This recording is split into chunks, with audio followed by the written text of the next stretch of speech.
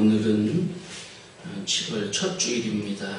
벌써 2021년도가 절반을 지났습니다.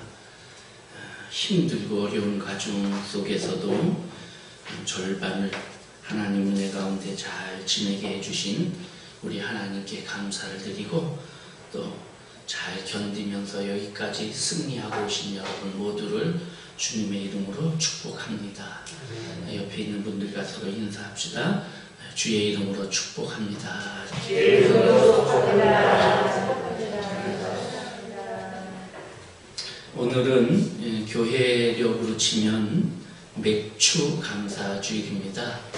성경에도 맥주 감사 주일이 있지요. 그런데 성경이 있는 그 구약의 맥주 감사 주일하고 우리가 지킨 맥주 감사 주일 조금 틀려요. 틀리는데 엄격히 말하면 그 구약에 있는 그 맥주 감사 주일은 보리맥자를 우리가 쓰잖아요. 보리 추수가 아니고 밀 추수입니다. 우리는 보리를 추수하고 지금이 딱 보리들 다 시골에 보리들 추수한 때예요. 그래서 추수하고 그래서 옛날에는 보릿고개 있었잖아요. 보릿고개가 이제 막 까딱 넘어간 그런 시기고요. 이스라엘 백성들은 광야에서 40년을 지냈어요.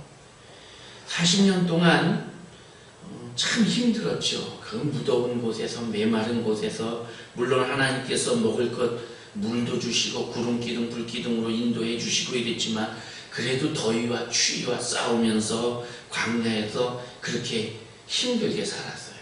또 때때로 그 광야에 나타나는 도적대 같은 이방 족속들의 침략으로 전쟁도 해야 됐고요. 그렇게 하면서 하나씩 그 20세 넘었던 가나안 입구에 갔을 때 20세 넘었던 그런 사람들이 하나씩 다 죽게 됩니다. 그렇게 해서 다 죽은 후에 이제 모세와 여호수아 갈렙만 남은 그런 때에 이제 드디어 약속의 땅으로 들어가지요. 약속의 땅에 들어가 제비 뽑기를 해서 그래서 땅을 분배받아요. 여러분, 우리도 집도 없고 땅도 없던 사람이 내 집, 내 땅 그거 사게 되면 얼마나 마음이 좋겠어요. 그죠? 저는 아직 그런 기쁨을 맛보지 못했는데 사람들이 그 내 집 샀다, 내 집 생겼다, 내 땅이 생겼다 이거 너무 기쁘잖아요. 그게 너무너무 기뻐하면서 이제 자기들에게 주어진 그 땅에 씨앗을 심어서 추수를 하는 거예요. 그 추수를 해서 처음으로 거두어들인 그 밀과 보리도 물론 농사를 지어요. 보리를 우리처럼 보리밥 해먹는 게 아니고 이 유대인들은 보리를 볶아요. 볶아서 볶은 곡식으로 그게 식사가 되는 거예요. 이렇게 해서 보리와 밀을 농사를 지어가지고 그 밀을 갈아서 밀가루로 첫 떡을 만들고 밀가루를 하나님 앞에 소제로 드리는 제사가 있잖아요. 그 가루를 드리는 그 제사를 첫 번째로 드리는 거예요. 너무 감격적인 거죠. 내 땅, 내 집이 생기고 내가 농사 지어서 그래서 하나님 앞에 첫 번째 제사를 드리는 거. 이 절기가 구약에 나오는 맥주 감사주일이에요. 그래서 이 절기 때에 사람들이 너무 기뻐하면서 춤을 추고 그렇게 했고요. 이 절기를 또 오순절이라고도 그렇게 얘기하고 칠칠절이라고도 성경은 얘기해요. 그래서 이게 다 같은 절기예요. 근데 우리는 이제 오순절이 지난 지 꽤 됐죠. 그리고 한 달 정도 지나서 이제 우리는 이렇게 1년의 절반을 지내놓고 하나님 앞에 맥주 감사주일로 지키는 겁니다. 감격이 있는 날이에요. 자, 오늘 이제 말씀으로 가봅니다. 오늘 말씀은 예루살렘 성에 있었던 얘기입니다. 예루살렘 성에는요 여러 개의 문이 있어요. 우리나라에도 그 옛날 서울에 보면 4대 문이 있었죠. 근데 이 4대 문 말고도 작은 문들이 많이 있었어요. 그처럼 예루살렘 성에도 여러 개의 문이 있었습니다. 자, 이스라엘 백성이 가나안에 들어갔어요. 들어가서 그 땅을 점령하느라고 시간을 한 200년 넘게 그렇게 보냈단 말이에요. 그러다가 사사시대를 지내고 사사시대 지내고 난 후에 사무엘이 사울왕을 세우고 사울왕 후에 다윗왕을 세우잖아요. 다윗이 왕이 된 후에 그리고 나서 이제 여부수 족속을 쳐서 그 사람들이 거주하던 산성 그 지역을 점령했는데 거기가 예루살렘이에요. 그 예루살렘을 다윗이 수도로 그렇게 세웠어요. 다윗 시대는 수도로 정했지만 아직 뭐 성이 여부수 족속이 쓰던 성을 그대로 쓰니까 성이 있기는 했는데 좀 온전하지 못했지요. 그렇게 있던 그 여부수 족속의 그 성을 솔로몬 시대에 와서 이제 성을 더 굳게 하고 그러면서 솔로몬이 성전을 짓고 이렇게 합니다.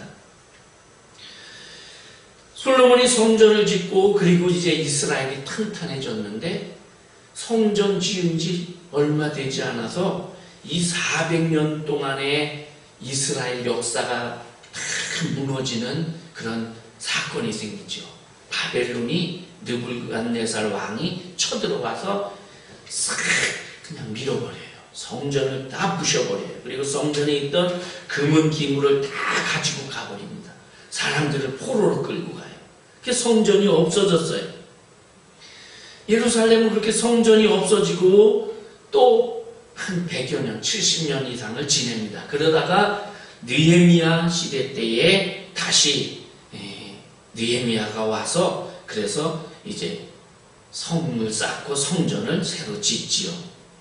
근데 느헤미야 시대, 다윗 시대 때에는 정확한 기록이 없는데 느헤미야가 성을 쌓으면서 보니까 정확한 기록이 있어요. 그때는 성의 문을 10개를 만들고 그 다음에 누각 있죠. 이렇게 망대에서 저기 쳐들어오나 안 쳐들어오나 그거 보는 높은 누각을 4개를 세웠다고 성경에 기록이 됩니다. 그렇게 해서 성에 10개의 문과 4개의 누각이 있어서 그렇게 지냅니다. 예수님 시대 때에는 아마 한 6, 7개 정도의 문이 있었을 거로 생각이 돼요. 어쨌든 그렇게 해서 성전이 지내오다. 예수님 십자가에 달려 돌아가시고 나서 주후 70년에 또 이 성전이 완전히 이 성이 무너집니다. 로마의 티투스 장군이 와서 이 이스라엘을 완전 쑥밭을 만들어요. 그래서 다 무너집니다. 그래서 이 이스라엘은 나라가 없어져 버려요. 나라가 없어지고 그래서 그것 때문에 예수님이 돌 위에 돌 하나도 남지 않으리라 이러면서 눈물을 흘리셨잖아요. 그리고 이스라엘은 나라는 없어졌어요. 그러다가 1948년에 이스라엘이 다시 독립을 해서 자기네 땅을 몰래 사들여 가지고 그래서 그 땅에 다시 나라를 세우고 그렇게 합니다. 그러면 그 사이에 이스라엘은 나라가 지금 그래서 저 팔레스틴 지역이 있잖아요. 그 사이에 예루살렘은 어떻게 됐느냐? 예루살렘은 그 사이에 세계의 역사가 바뀔 때마다 그냥 짓밟히고 이렇게 돼서 여러 강대국이 거쳐갑니다. 그래서 아주 세계의 역사가 거기 다 들어있어요.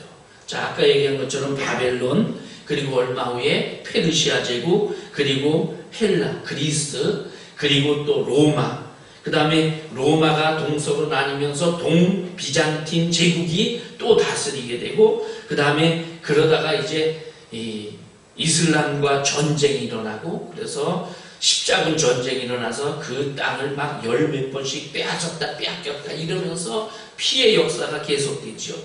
그렇게 하다가 지금부터 한 480년경에 오스만 터키의 슐레이만 대제 1세가 예루살렘 성을 새로 싹 복원을 해요.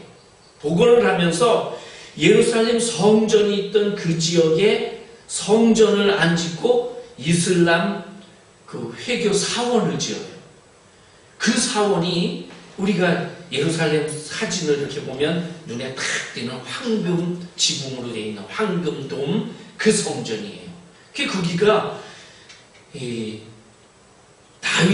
솔로몬이 성전을 지었던 곳이고, 나중에 스룹바벨이 느헤미야 시대 지나서 스룹바벨이 성전을 지었던 곳이고, 그리고 예수님 시대에도 있었던 성전이 있던 곳이에요. 유대인들은 지금도 그것만 보면 막 이가 갈리는 거예요. 저기다가 우리의 성전, 제3의 성전을 지어야 되는데, 그런데 그 성전을 못 짓고 지금 이 이슬람 성전이 딱 있단 말이에요. 황금, 금 색깔로 쫙 이렇게 지어져 있단 말이에요. 그러니까 속이 상하지요. 자, 그렇게 해서 성전이 이 슐레이만 대제가 성을 그렇게 해서 480년 전에 그렇게 해서 성을 새로 만들었어요. 그 지금까지 그 예루살렘이 지금도 건물이 새로 지어지고 있지만 주로 우리가 성지순례 가는 그곳은 올드시티, 예루살렘 성전이라서 그게 그대로 남아있는 거예요. 거기에 이제 여러 예수님 시대의 흔적도 있지만 세계의 역사 흐름에 따라서 그게 있고, 지금 그래서 통곡의 벽에는 벽의 색깔이 다 달라요. 그래서 이 유대인들이 바벨론의 나라가 망할 때에 있던 그 성벽 거기도 있고, 예수님 시대의 성벽도 있고, 또 새로 쌓은 성벽도 있고, 그래가지고 그렇게 해서 지금 유대인들은 다윗 시대 때의 그 성벽 거기를 붙잡고 옛날 다윗 시대의 그 시대처럼 우리나라를 다시 회생시켜 주십시오, 이렇게 기도하고 있는 거예요. 자, 어쨌든 이렇게 해서 예수님 시대 때에는 한 7, 8개, 6개나 7, 8개 정도의 문이 있었을 것으로 생각이 됩니다.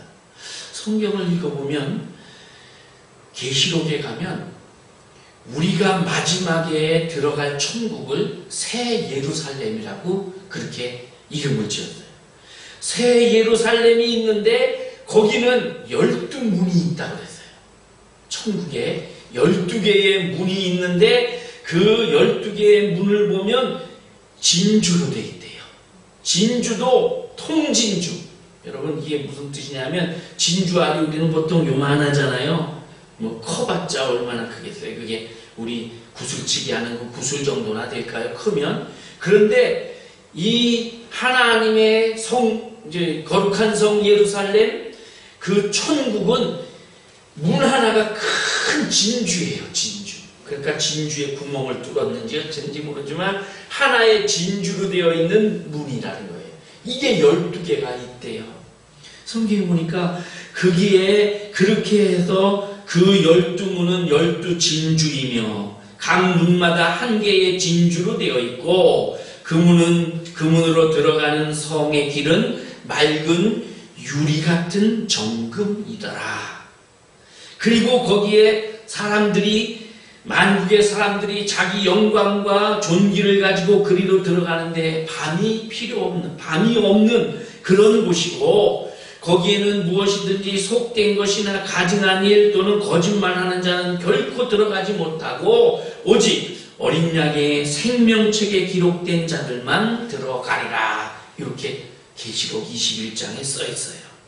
여러분, 예루살렘은 우리가 못 가더라도 새 예루살렘, 12개의 진주문으로 되어 있는 그 새 예루살렘, 어린 양의 생명책에 이름이 기록되어 있는 그곳, 거기는 여러분과 제가 다 들어갈 수 있길 바랍니다. 네. 자, 우리가 생각하는 그 아름다운 성전을, 예루살렘 성을 사모하면서 다시 오늘 말씀, 현재 그럼 예루살렘은 어떠냐? 지금 현재 예루살렘에는 8개의 문이 있습니다. 그래서 성지순례를 가면 8개의 문을 다 돌아다니지는 않는데 그 중에 이제 몇 개 중요한 문을 이렇게 다녀요. 이 둘레가 아까도 얘기했지만 터키, 오스만 터키 제국의 그 술레이만 대제가 세운 새로 세운 성벽은 이 둘레가 3.4km, 높이가 한 12m 정도 되는 그런 성이고요. 여기에 지금은 34개의 탑이 있어요. 곳곳에 탑들이 다 있단 말이죠. 이게 십자군 전쟁으로 우리 기독교가 뺏었다가 또 이슬람이 뺏었다 이러는 과정 속에서 이거 지켜야 되니까 이렇게 많은 이 탑이 생기고 문도 그렇게 생기고 이렇게 됐습니다. 지금은 8개의 문이 있고요. 그 예루살렘은 총 4개의 구역으로 나뉘어져 있어요. 그래서 이슬람 구역, 그리고 기독교인 구역, 유대인 구역, 그리고 아르메니아 그 기독교의 한 계통인데 그런 구역, 이렇게 4개의 구역으로 되어 있습니다. 자, 오늘 말씀해 보니까 양문 곁에 이렇게 시작이 돼요. 2절에 보면 예루살렘에 있는 양문 곁에 히브리 말로 베데스다라는 못이 있는데, 양문, 이 양문이 뭐냐면 양의 문 이런 뜻이에요. 이 양문은 예루살렘에 있는 8개의 문 중에 현재 8개에 있는 문들 중에 하나인데 이름이 여러 개예요. 우리나라도 뭐 남대문 그러면 남대문 하나가 아니고 숭례문 뭐 이렇게 이름이 몇 개 있는 것처럼 이 양문은 이름이 여러 개가 있습니다. 성지순례를 가면 제일 먼저 그 문에 이렇게 갔을 때 그 가이드들이 가르쳐 주는 문이 이 문은 사자문입니다. 이렇게 얘기를 해요. 사자, 라이온, 사자의 문이다. 왜 그러냐면 이게 전설입니다. 그 술레이만 대제가 성을 쌓을 때 꿈을 꿔요. 꿈을 꾸는데 꿈에 사자 4마리가 나타나서 요단강에서 올라와 나타나서 자기를 잡아먹으려고 막 그래. 그래서 꿈에서 깼어요. 그래서 야, 이게 어떻게 된 무슨 이 꿈이 뭐냐 이래가지고 그 박사들에게 꿈 해몽가들에게 물어보니까 그 이슬람권에 있는 그런 그 이슬람권에 있는 그 꿈 해몽가들이 이 사자는 유대인을 상징하는 겁니다. 지금 황제께서 유대인들에게 막 억압을 하고 유대인들에게 세금을 엄하게 매기고 이래가지고 유대인들의 분노가 극에 차 있는데 이 유대인들이 왕을 공격한다는 뜻입니다. 그러니까 지금이라도 얼른 그거를 풀으셔야 됩니다. 이 말을 듣고 이 술레이만 대제가 그 정책을 완화했다 이렇게 돼 있어요. 그러면서 그 문을 지을 때에 그렇게 꿈을 꿨기 때문에 그 문에다가 사자를 4마리를 이렇게 조각을 해놓습니다. 성문이 이렇게 둥그렇게 돼 있으면 이쪽에 2마리, 이쪽에 2마리 이렇게 해서 4마리를 딱 조각을 해서 놨어요. 그래서 성지순례 가보면 사자가 4마리 있고 그래서 이제 라이온 문이다 이렇게 불려집니다. 근데 이 문이 이렇게 불려지는 거는 지금부터 한 480년경부터 그렇게 불려진 거고요. 그 전에 예수님 시대 직후에는 어떻게 불려졌냐? 스데반 문으로 불려졌어요. 왜냐하면 스데반 집사, 사도행전에 나오는 그 스데반 집사가 예수님을 전하다가 유대인들에게 막 유대인들이 귀를 막으면서 막 그러잖아요. 성경에 보니까. 그래가지고 이 스데반을 끌고 나가서 돌로 칩니다. 사도행전 7장에 보니까 그들이 큰 소리를 지르며 귀를 막고 일제히 그에게 달려들어 성 밖으로 내치고 돌로 칠세. 돌로 치고 그래서 스데반을 죽여요. 그러면서 자기들의 옷을 벗어서 사울이라고 하는 청년의 발 앞에 증인으로 둡니다. 이렇게 스데반이 끌려나가서 죽은 문이 이 문이에요. 그래서 이 문을 이제 예수님 돌아가시고 얼마 후에 그 초대교회 시대 때에는 스데반 문이라고 그렇게 이름을 붙였어요. 또는 마리아 문이라고도 이름을 붙였어요. 왜냐하면 거기서 그 문으로 들어가서 그 문으로 나와서 얼마 안 지나서 마리아의 그 성전이 있거든요. 그래서 그 다음에 또 예수님 시대 때에는 뭐라고 불렸냐면 여호사밧 문이라고도 불렸어요. 여호사밧 문은 뭐냐면 그 문으로 나와서 얼마 지나면 여호사밧의 골짜기라는 여호사밧 왕이에요. 이 왕이 하나님께 기도해서 전쟁을 승리로 이끌었습니다. 하나 자기는 손 하나 대지 않고 전쟁을 승리로 이끈 사건이 있는데 그 골짜기 전쟁을 승리로 이끈 그 골짜기가 거기서 가까워요. 그래서 그리로 통하기 때문에 여호사밧의 문 이렇게도 불려졌어요. 그런데 이 문이 처음에 어떻게 불려졌냐면 처음에 이름은 양의 문이에요. 그래서 양문 곁에 이렇게 되어 있는 거예요. 이 양문은 솔로몬이 성전을 짓고 난 후에 지어진 이름이에요. 솔로몬이 성전을 짓고 나니까 성이 있었죠. 성전을 짓고 나서 이 성전에 사람들이 제물을 드리려고 양을 끌고 오잖아요. 그 양을 끌고 들어오는 문이 양문이에요. 바로 성전 곁에 있으니까. 자, 양문으로 이렇게 들어가면요. 지금 이렇게 들어가면 그 양문 오른쪽으로 이슬람 성전이 하나 있어요. 이 이슬람 조그만 그 사원이 하나 있어요. 그리고 그 사원 그 뒤로 이 베데스다 연못이 있어요. 그리고 왼쪽으로는 아까 말한 황금 돔이 있어요. 이 황금돔은 황금돔이라고도 하고 바위돔이라고도 해요. 그 바위돔 그 안으로 들어가면 그 이슬람 사원 안으로 들어가면 그 안에 바위가 있는데요. 이 바위가 이슬람 사람들은 마호멧이 승천한 곳이다 이렇게 지금 주장을 하는데 우리 기독교에서 보면 여기가 바로 아브라함이 그 이삭을 하나님께 바쳤던 그 바위예요.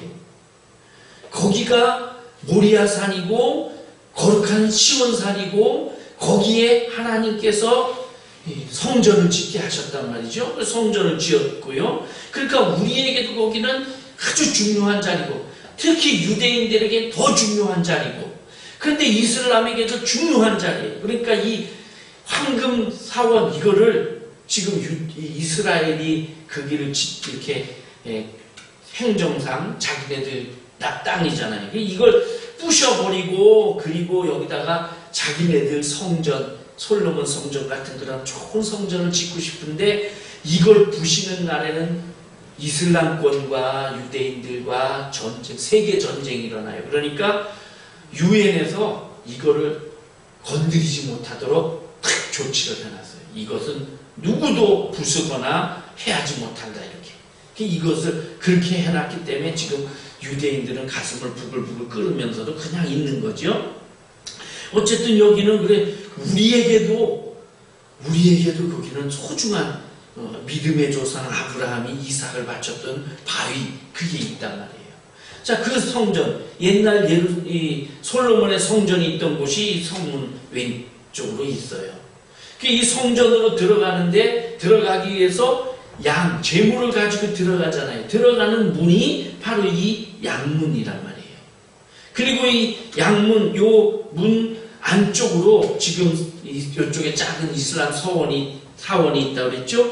요 사원 여기에 옛날에는 양 시장이 있었어요. 양과 염소. 그래서 거기 가서 양을 사가지고 성전에 들어가서 이렇게 제사를 드렸단 말이죠. 그런데 이 베데스다 연못은 작은 연못이 아닙니다. 큰 연못입니다. 성경을 쭉 살펴보면 두 개의 큰 이렇게 못으로 되어 있어요. 근데 이거는 샘이 나오는 연못이 아니고요. 사실은 빗물을 모아놓는 그런 저수지예요. 이렇게 빗물을 모아놓는 거예요. 그런데 커요. 거기에 행각이 5개 있었다는데 행각이라는 건 정자입니다. 정자인데 우리나라 정자처럼 이렇게 조그만 그런 정자가 아니고 이 유대인들의 정자는 제법 커요. 사람들이 한 10몇 명까지 올라서서 있을 수 있도록 이 정자가 있는 곳이에요. 이 정자를 이제 헬라말로 스토아라고 그러는데 그래서 스토아 학파, 철학 학파가 그렇게 생긴 거예요. 이 정자에서 토론하는 학파다. 이래서 스토아 학파가 생긴 거예요. 어쨌든 그런 정자가 5개가 있었대요. 그러니까 연못이 제법 컸다는 거지요. 이 연못으로 이 유대인들이 제물을 가지고 성전에 들어가 제물을 바치고 이러고 나면 막 온 여기 온몸에 피도 튀고 막 요물도 묻고 이럴 거 아니에요. 양을 제사장이 잡는 경우도 있지만 내가 가지고 간 이 사람이 양에게 안수하고 자기가 직접 잡고 이렇게 했어요. 그러니까 그렇게 해서 온몸에 막 피투성이 되고 오물 있는 그 사람들이 나와서 이 베데스다 못에서 씻었어요. 이 베데스다 연못의 뜻이 은혜의 집이에요. 은혜의 집. 하나님의 은혜로 내가 하나님께 내 죄의 속죄를 하는 제사를 드리고 은혜를 받고 나와서 씻는 물이라는 그런 뜻이에요.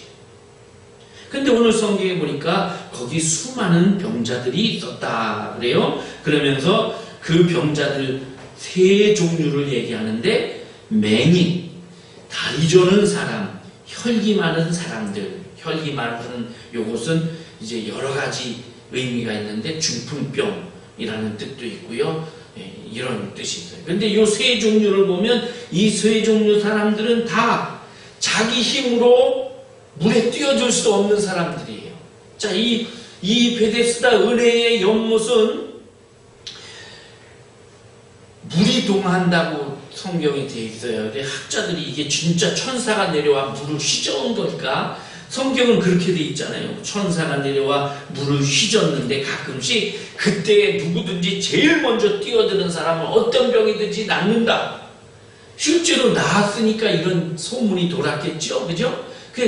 낫는다. 그래서 뛰어드는데 이제 학자들은 여러 가지를 연구해요. 진짜 그랬을 거다. 이거는 이제 전통적인 신학을 가진 사람들은 하나님이 못하실 일이 없는데 만나도 내리고 메추라기도 내리고 홍해도 가르신 하나님인데 천사가 내려와 물 휘젓는 게 그게 뭐 이상하냐.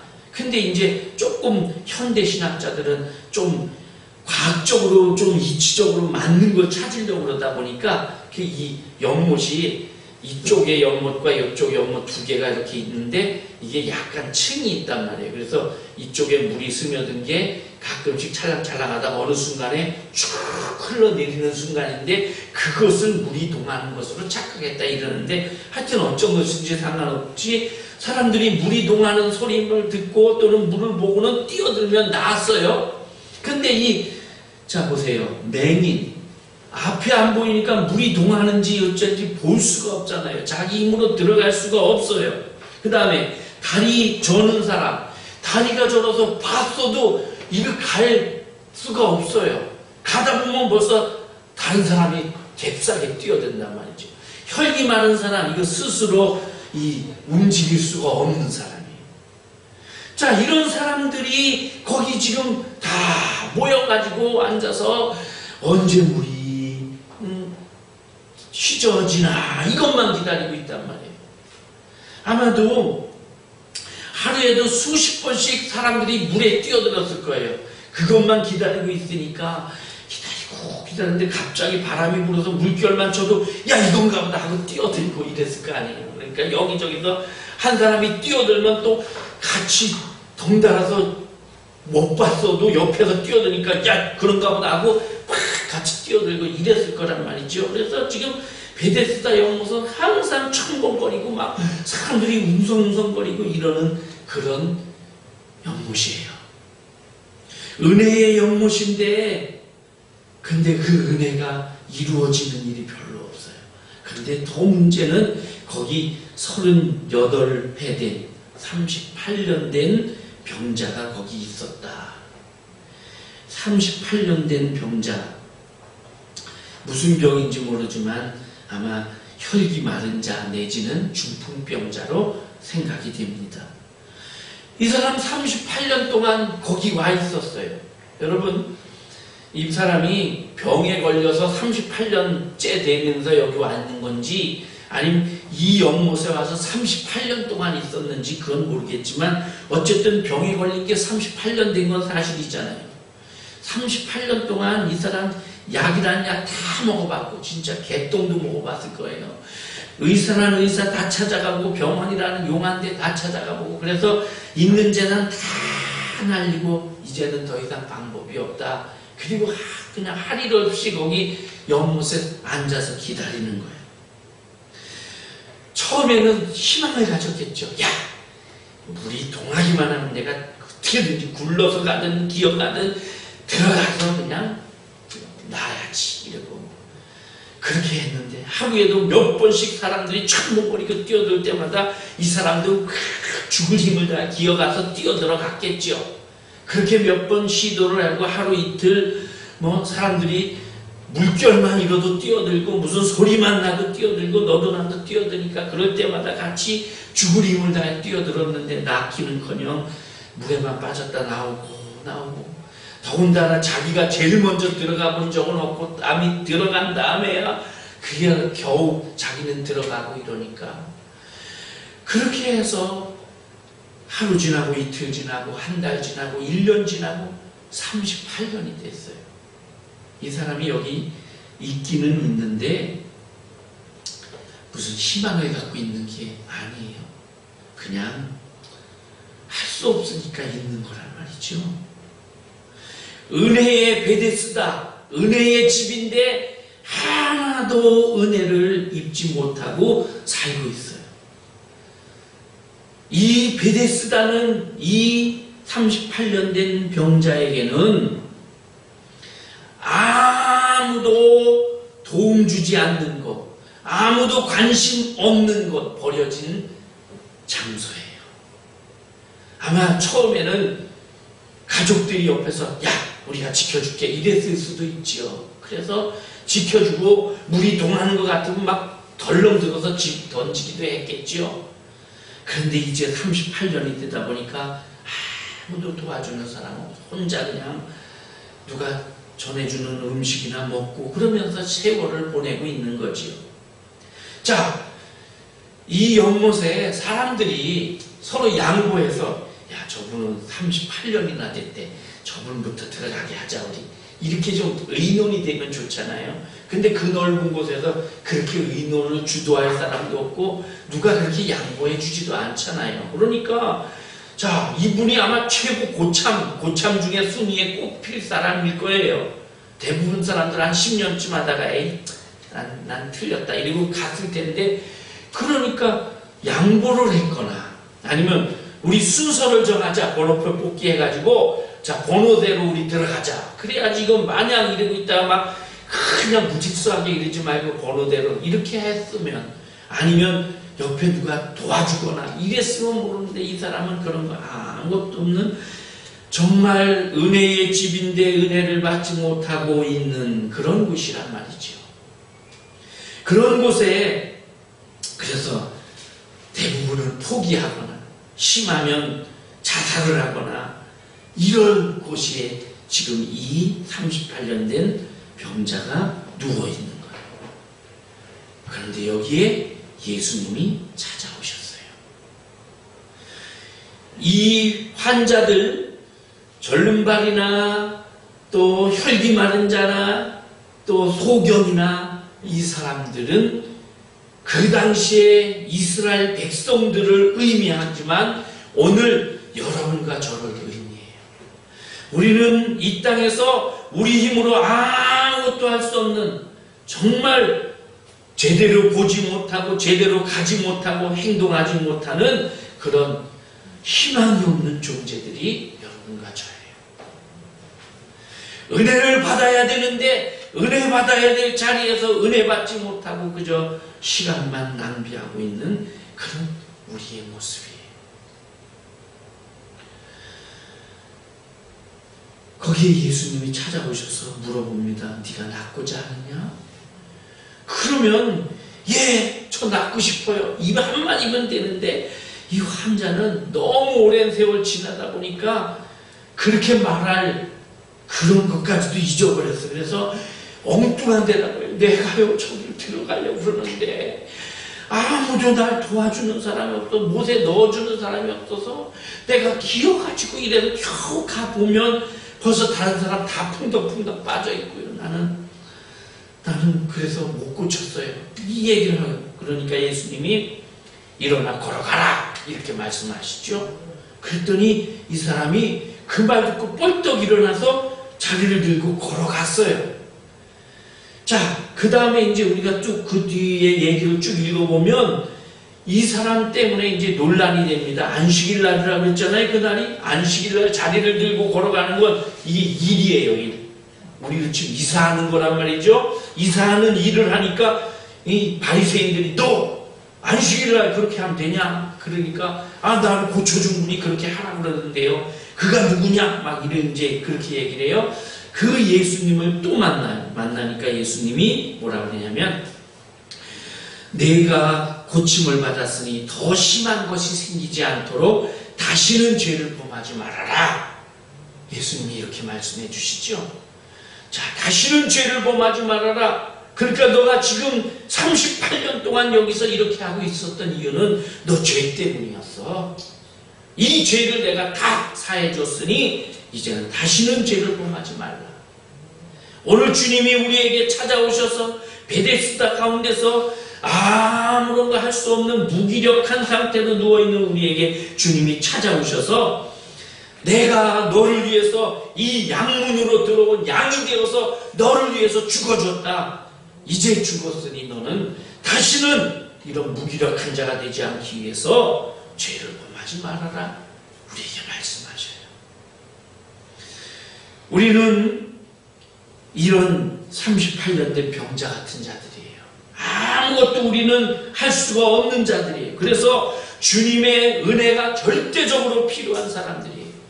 지난주에 제가 말씀드렸죠. 세리가 자기는 죄인인 걸 알아요. 바리새인은 이것도 했고 저것도 했고 자기 속에 사탄의 교만이 들어있고 자기 공로가 들어있고 하나님은 안 보이고 주변의 사람들 자기만 보이는데 세리는 오직 하나님 앞에서 나의 부족한 모습만 보여서 주님 그래서 하나님 저는 하나님의 은혜가 필요합니다. 그렇게 말했던 것처럼 이 38년 된 병자도 하나님의 은혜가 절대적으로 필요한 거예요. 오늘 여러분과 저에게도 하나님의 은혜가 절대적으로 필요한 거예요. 이 은혜를 사모해야 됩니다. 여러분 우리는 각자 다른 모습으로 살고 있지만 우리는 각자 베데스다에 지금 다 있는 거예요. 하나님의 은혜를 간절히 기다려야 돼요. 지난주에 제가 성경을 쭉 이렇게 읽다가 신명기 33장을 읽었어요. 한번 여러분 찾아서 같이 한번 보실게요. 신명기 33장 13절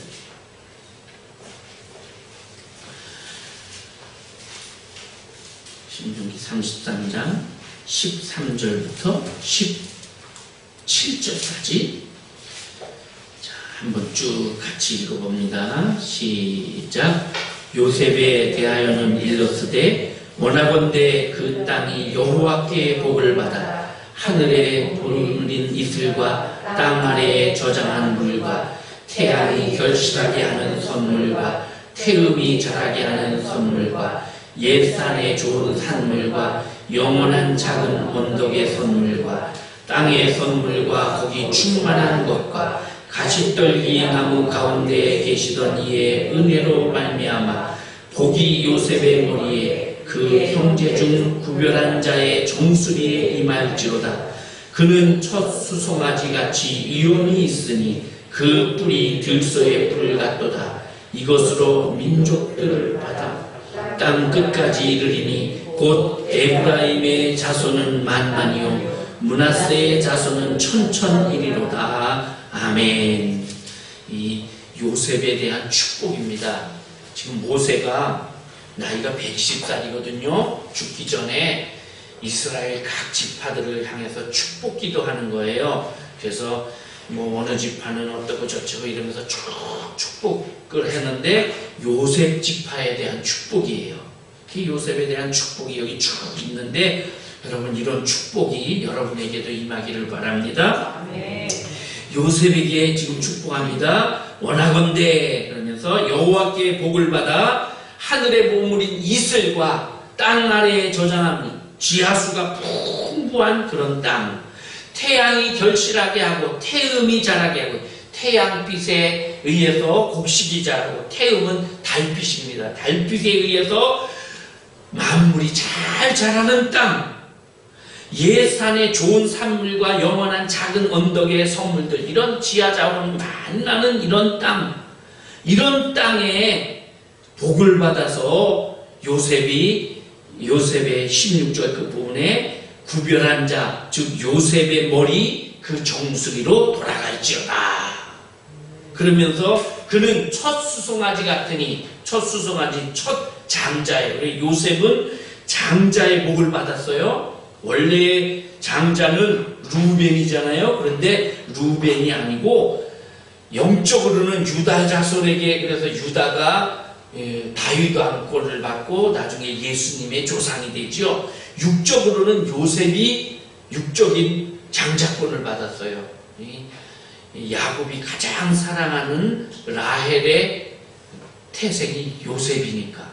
그리고 요셉이 또 잘 됐고요. 형제들 중에 제일 잘 됐고요. 그래서 장자에게는 두 몫을 주잖아요. 그래서 요셉에게도 두 몫을 주는 거예요. 그래서 다른 지파는 다 한 지파씩 받았는데 요셉은 에브라임 지파, 므낫세 지파 두 지파로 만든 거예요.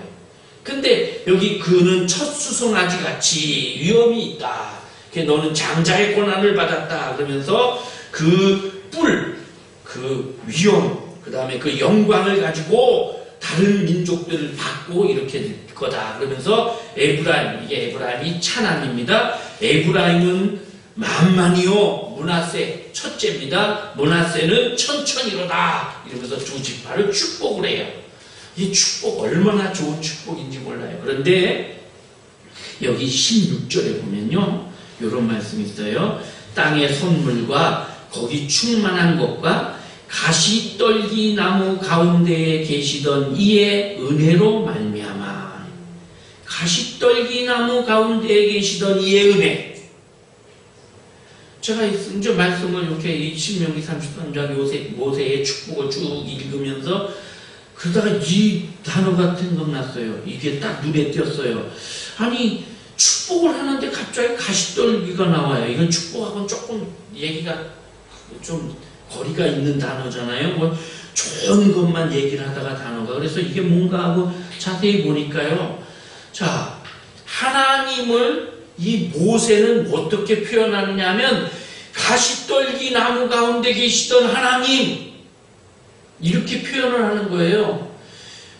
아니, 하나님을 여러 가지로 우리가 전능하신 하나님, 뭐 많은 복에 복을 더하시는 하나님, 여러 가지로 표현할 수 있잖아요.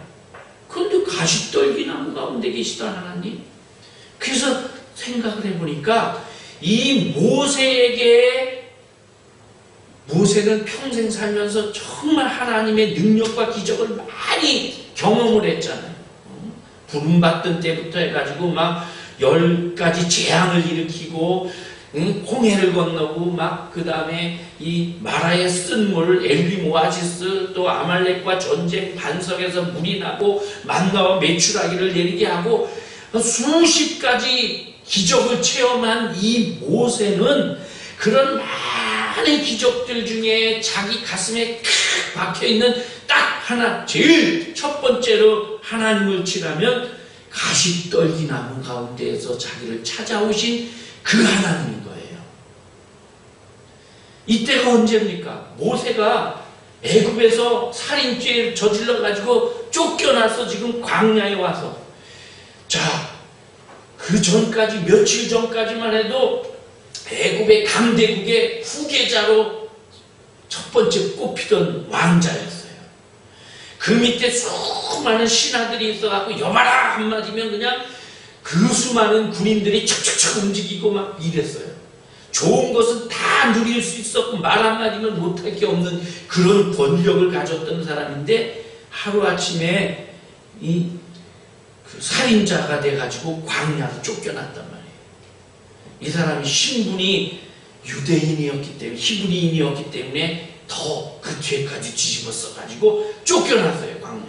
자, 쫓겨나서 그래서 겨우 이제 미디안의 제사장을 이드로를 만났지요. 만나서 먹구름을 사는데 양을 치면서 자기에게 충성을 맹세했던 애굽의 수많은 군인들도 있었고 관리들도 있었을 거예요.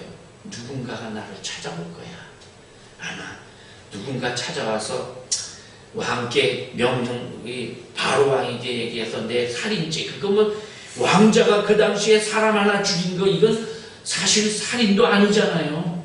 그러니까 누군가가 얘기를 해서 나를 다시 데리러 올 거야. 데리러 가면 내가 가서 다시 내 자리를 회복해가지고, 그래서 우리 백성도 돌봐주고 하나님께 충성도 하고 이 큰 나라를 다스릴 수 있을 거야. 그렇게 기다리면서 기다리는데 개미 새끼 하나 안 와요. 적막해요. 점점점 시간이 가는데 40년이 가도록 아무도 찾아오는 사람 없고 도와주는 사람 없고, 아침에 눈 뜨면 어제 같고 오늘 같고 오늘이 어제 같고, 그러면서 눈앞에 그저 말도 안 듣고 지저분하고 말도 안 통하는 그런 양떼 몇 마리 그거 치면서 나가고 들어가고 매일 그런 삶을 살았단 말이에요. 물론 부인이 있어서 위로를 얻기는 했지만, 자, 그런 가운데에서 이 모세가 떨기나무 가운데 불타는 하나님을 만나잖아요. 이게 모세의 일생 중에 모세는 가장 크게 다가온 하나님의 은혜였어요. 그래서 여기 지금 요셉을 축복하는 중에 요셉에게 하나님의 복이 임할 것이다. 그 하나님은 어떤 하나님이냐? 떨기나무 가운데에서 찾아오신 하나님, 그 하나님의 은혜로 말미암아 요셉의 머리에 정수리에 이 복이 임할 것이다. 그러면서 그 다음에 쭉 넘어가 보면 여수르나 이스라엘이여 너는 행복한 자로다, 이렇게 축복하는 거죠. 그럼 요셉은 어떤 사람이냐? 요셉도 역시 이런 은혜를 경험한 사람이에요.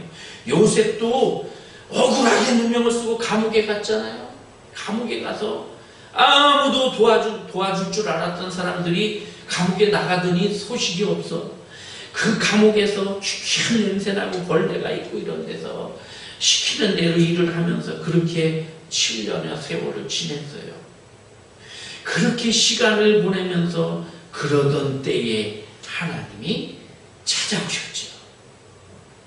그래서 모세에게는 이 광야에 가시떨기 나무들이 우거진 그곳이 베데스다였고요. 요셉에게는 감옥이 베데스다였고요. 오늘 본문에 나오는 38년 된 이 병자는 은혜의 집인 이 베데스다 연못이 아무런 은혜도 받지 못하는 그런 베데스다였어요. 근데 거기에 하나님이 찾아오셨어요. 내가 너희의 그 모든 것을 고난을 보고 듣고 알고 내가 내려와서 너희를 구해준다. 출애굽기 3장 14절 이후에 모세를 통해서 하나님이 이스라엘을 구원하시듯이 그렇게 이 베데스다 연못에 있는 38년 된 병자를, 모세를, 요셉을 구해 주신 겁니다. 여러분, 오늘 우리는 이 시대적 어려움 속에서 정말 베데스다 같은 상황 속에 살고 있어요. 경제적으로도 많이 어렵고 또 이 코로나 때문에 더 경제가 침체되고 있고, 그런 가운데서 정말 힘들고 어려워요. 희망도 없어요. 누가 도와주는 사람도 없어요. 절망 가운데 빠지기 쉬워요. 이런 가운데서 우리가 주님 앞에 구할 것은, 주님, 우리를 도와주실 수 있는 분, 우리에게 은혜를 베푸실 분은 오직 주님밖에 없습니다. 나에게 이 베데스다 은혜의 집에 주님 찾아오시옵소서. 그렇게 간구해야 될 것입니다. 그리고 찾아오신 주님이 이제 자리를 들고 일어나 걸어라 말씀하시는 그 음성 따라서 주의 주시는 힘 가지고 우리가 이 세상을 향해서 힘있게 걸어가야 될 것입니다. 베데스다, 이 은혜의 집이 여러분과 저에게 정말 은혜의 집이 되는, 오늘 내가 있는 이 자리가 베데스다 은혜의 집이 되는 이런 놀라운 은혜를 경험하시기를 바랍니다. 기도하겠습니다.